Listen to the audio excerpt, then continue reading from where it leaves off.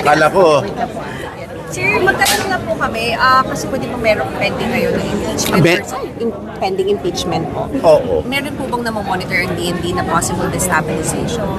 Sa ngayon, involving active duty members, wala kami na monitor at yun lang naman ang tinututukan namin. How about sir retired?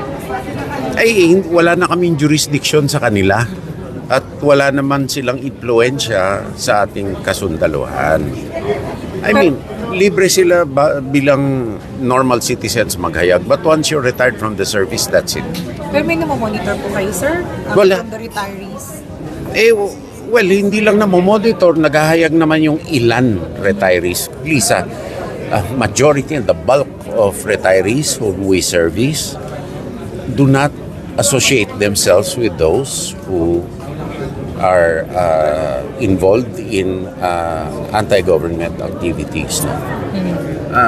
Because ang retiree, iba na yung pinagtutuunan nila. And right now, we have to thank them for the unconditional support sa mga initiatives ng DND on external and internal security. Kaya nagpapasalamat kami sa mga retirees.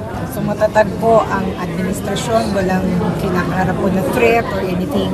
Sa hanay ng kasundaluhan, wala pong threat at matagal na pong whatever administration, maraming mga haka-haka, pero hindi naman namumuoto since EDS DOS.